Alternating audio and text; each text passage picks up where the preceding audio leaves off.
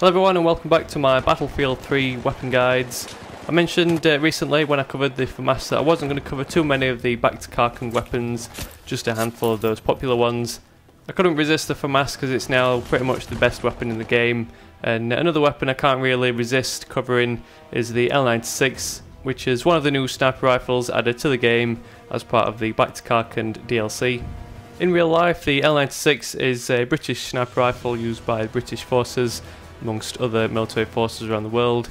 It's manufactured by Accuracy International, and this series of rifle is known as Arctic Warfare, with there being many variants such as the Magnum and Super Magnum.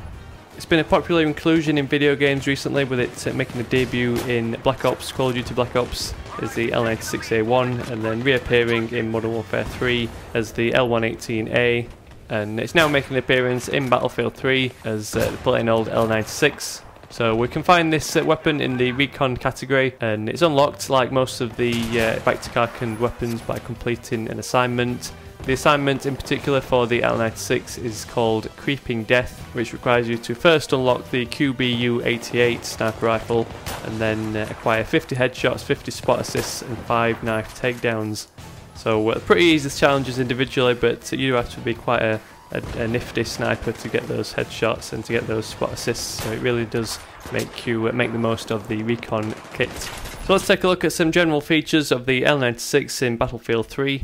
Like all the sniper rifles, the power is very high, allowing you to get kills in 1 to 2 shots, 1 with a headshot, otherwise 2 to the body or limbs. The recoil figures for a bolt action sniper rifle don't matter too much, since you kind of have to pause for a second before firing the next round. The magazine size is the usual 10 rounds with an extra 1 in the chamber, which is pretty average for the recon sniper rifles. And like I mentioned, being a bolt action sniper rifle, it also means the rate of fire is pretty slow in that you have to pause for a second while the next round is ready, unlike the semi-automatic sniper rifles which can spam bullets one after another. So I'm personally not a big fan of semi-automatic sniper rifles, so unfortunately I'll probably not be covering any, or at least many, of those semi-automatic rifles in these Battlefield 3 guides. I might just cover 1 or 2 if there's a couple of popular ones that are left down in the comments, but overall I'll probably just be sticking to the bolt actions. So far in the game I've just been mostly using the SV98, so I was really excited just to switch it over to the L96, seeing as it's a British weapon, and I'd like to use a British weapon over a Russian weapon any day. The next one I'm looking forward to is the M40A5, although statistically it's probably not as good as the L96, but we'll cover stats in just a second.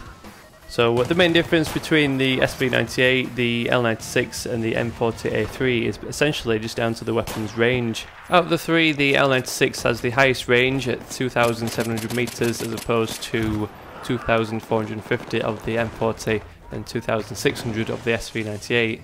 Out of the three, it also gets first place in muzzle velocity as the fastest figure at 540 meters per second as opposed to 520 of the SV98 and 490 of the M40. So essentially this means that the L96 is the best weapon for long range, and that you're not going to be having to compensate for bullet drop quite as much as the other weapons. If you've used the SV98 or even the M40 for a fair while, it might take a couple of games just to get used to that new muzzle velocity / range, and that you won't have to compensate by firing way above the enemy's head.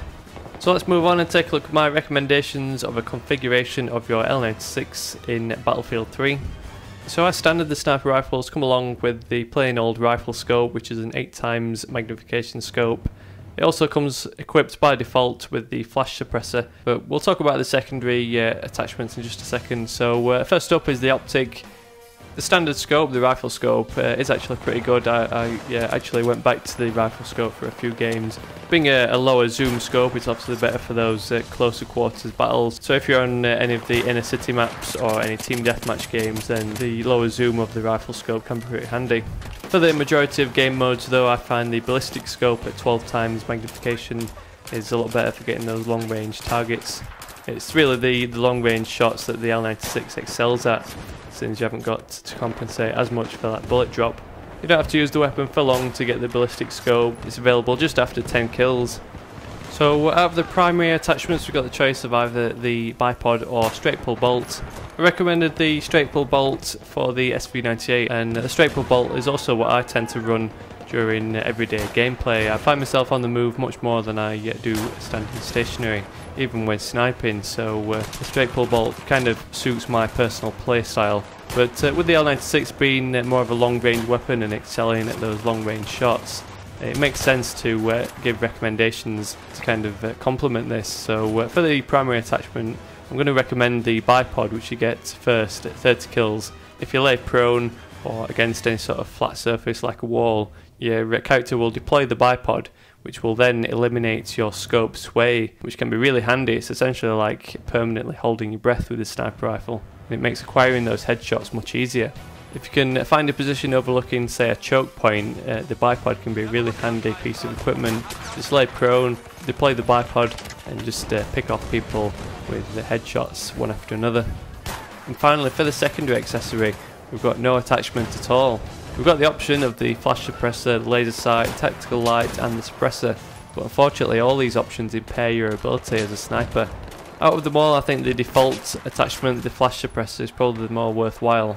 It definitely helps if you want to stay stealthy and stay undetected, as it reduces that muzzle flash, which is one of the main things that can give you away as a sniper. But unfortunately the flash suppressor does come at a cost, making your rifle more inaccurate. Otherwise, we've got the laser sight and tactical light, but as a sniper you kind of want to keep yourself hidden in the bushes or on top of a rock somewhere, and the laser sight and tactical light unfortunately just give away your position, as the enemies can just see them flickering away on the mountainside. So the only other option is the suppressor, which is another decent choice if you wanted to go for the stealthy approach. Unfortunately, the suppressor does slow down the muzzle velocity of the rifle, so you're looking at having to compensate for that bullet drop a little bit more than you would without it. So basically it's essentially just easier to leave this slot blank and not to have to deal with any of these impairments that those attachments give. So that's it for my guide to the L96 in Battlefield 3. Hope you enjoyed it. If so, drop me a like on this video just to help spread the word and share the video with others. Let me know if there's any particular weapons from the Back to Karkand DLC you'd like me to cover. I've already got my eye on the L85. But let me know if there's any of your favourites in there you'd like me to do a little guide on.